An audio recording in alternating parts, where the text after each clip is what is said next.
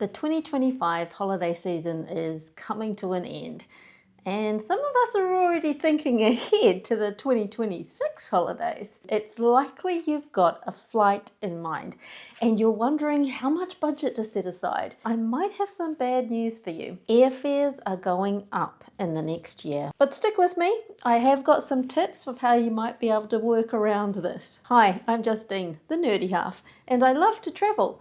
But I also like to keep myself informed. So I keep my eye on the travel news, and every week I update you guys too. I usually take you outside to see some of our beautiful nature, but it's a little bit windy today and my mic doesn't cope well with that. In today's video, I'm going to be looking at flight prices and the prediction that they're going to rise. Yeah, I probably should have given you a spoiler alert. This added expense isn't huge. We're talking about just a small percentage, but that's not good enough for me. I want to know why, so I've done my research. So before I give you my tips and hacks for maybe trying to work around those pricing increases, I'm going to break down the three big reasons behind them, and that's fuel costs, political policies, and surge in demand. Firstly, fuel costs. This is one of the big reasons why prices are being pushed up. Post-COVID, a lot of us took straight back to the skies, but the fuel supply and the airline schedules couldn't keep up, and so prices were pushed up in early 2024. As the year went on, prices did start to drop a little. Fuel refineries increased production and the supply chains improved, but overall airlines have still spent a lot of money on fuel. Now there's a group called the IATA, International Air Transport Association, and it tracks the global airline industry. They collect data and they publish an estimate of how much airlines are likely to pay for fuel each year and how much fuel they're expected to use. They don't actually set the prices, they just look at the trends in the market overall and say this is what we expect the price to be.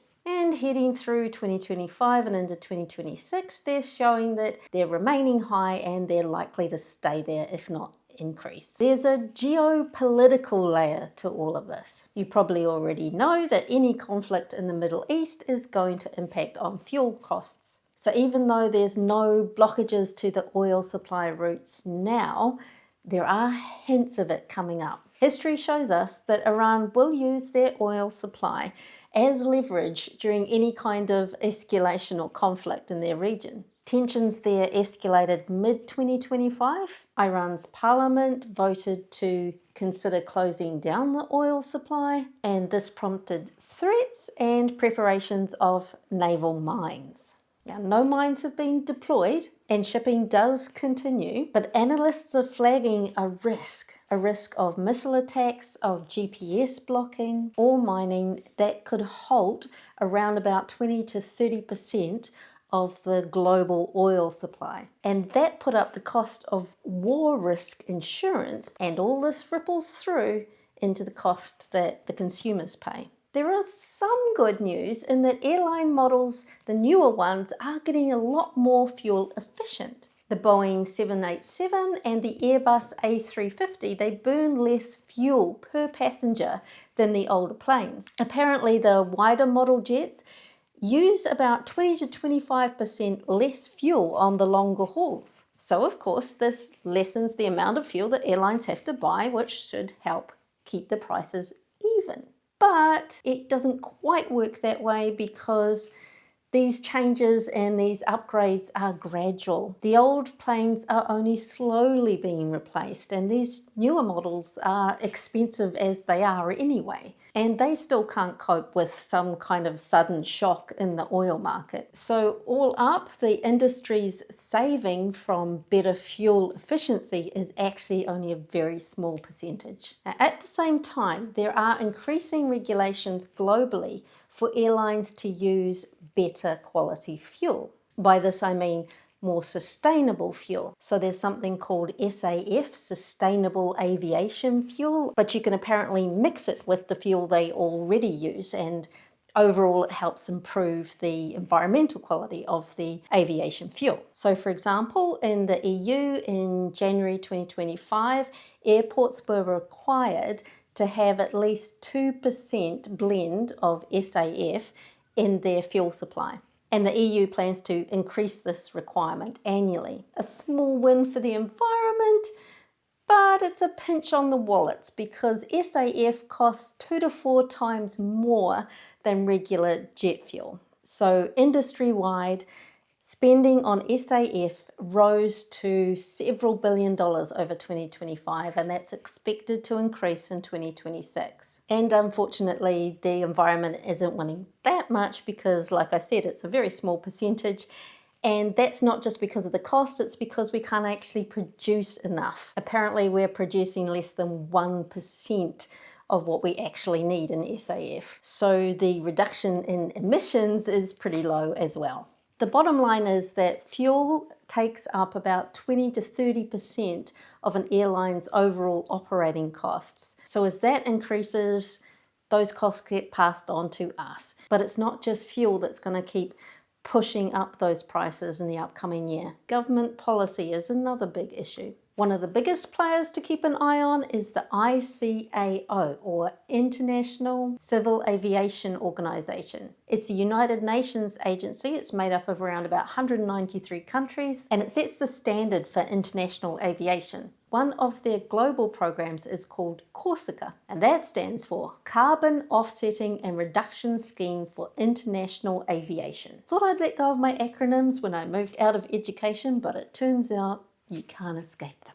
CORSICA requires all international long-haul flights to offset their carbon emissions by buying credits from environmental projects. The scheme was piloted for a few years, excuse the pun, but it's now being fully phased in for 2026. It's estimated that compliance costs will rise to $1.7 billion in the next year. That's up from $1.3 billion it cost over 2025. And this affects all international carriers, regardless of their home base. They have to report their emissions and they need to offset any flight over 1,000 kilometers. That all trickles down into the ticket prices, which is fair enough. We're the ones creating the emissions. We do have alternatives. But interestingly, in doing my research, I discovered this is maybe one of the benefits of buying economy tickets. It seems that most of the operating cost increases are passed on to premium ticket buyers. Apparently, your business class and first class passengers are less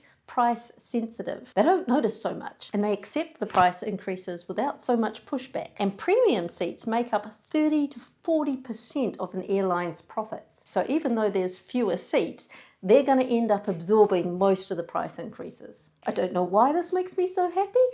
Please feel free to leave your thoughts in the comments below. Meanwhile, China and India have been looking at quite a different type of policy change. They've been changing their rules and regulations around visas.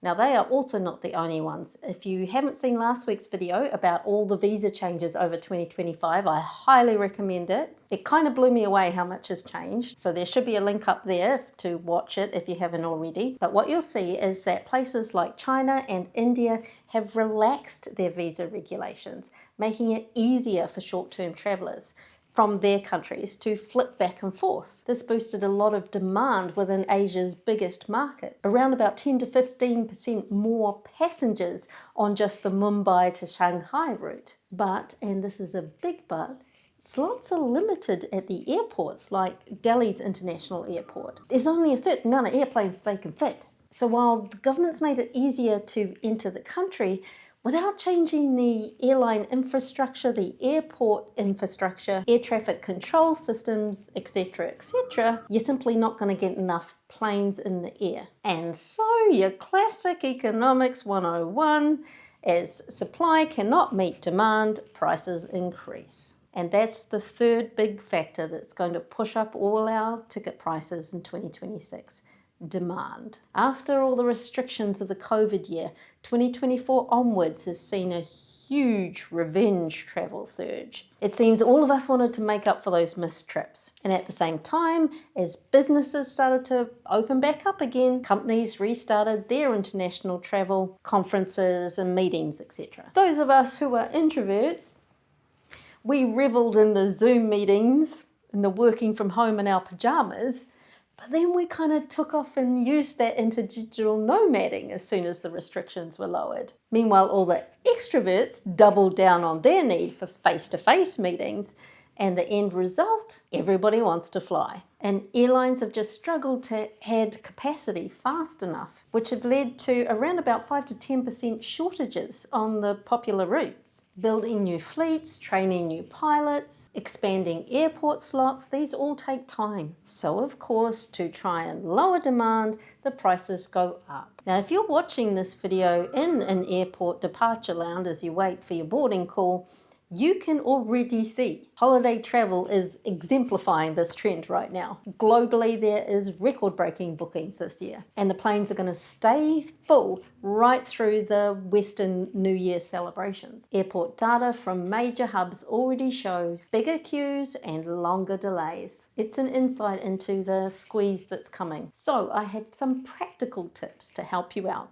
Number one, book mid-week flights wherever possible. Tuesdays and Wednesdays in particular cost 15 to 20% less than the weekends. If you don't already, look for the little calendar. It'll show you the best days to book your flights. Or make sure you're ticking the flexible flights 2 to 3 days around, and it should automatically find you the best flight price. Number two, if you've got any points waiting for you from airline services or reward programs from your bank, this is probably the year to use them, particularly in the early part of 2026. Number three, look for bundles, packages with trains and hotels. So look for multi-city ticket. If you've got time up your sleeve, you might want to look at kind of diverse routes, or splitting it up, like fly into London but fly out of Paris. Platforms like Kayak combine flights with train or overland travel, and that can sometimes reduce your costs by 15 to 20%. Now, I do have one wee caution around that, and that's related to the junk fees that are sometimes hooked into your all-inclusive packages. That's next week's video, so if you haven't subscribed yet, please hit subscribe and the notifications bell. But in particular, you want to look out for trains, and this is actually number 4. My biggest tip is to think about alternative forms of travel. Speaking of trains, 2026 is bringing some really exciting changes there, and I'm right now researching a video about that too, because multiple countries are now expanding their high-speed lines, launching luxury routes, and making it more cost affordable for economy passengers too. It's a really interesting alternative to flights, and I encourage you to think about that. I'm hoping to get that video out in the next couple of weeks of early 2026. And tip number 5 is wait. Delayed gratification. It's probably going to be the first quarter of 2026 where prices are going to be the highest. Now, there's a little bit of fingers crossed and hoping the stars align here, but if geopolitical tensions kind of ease, that might ease fears around the oil supply and stop that increase in price of fuel. Plus, towards the later half of the year, airlines will have deliveries of their new aircraft, helping with the demand-supply issue. So on an optimistic note, mid to late 2026 is probably your better time for airline ticket prices.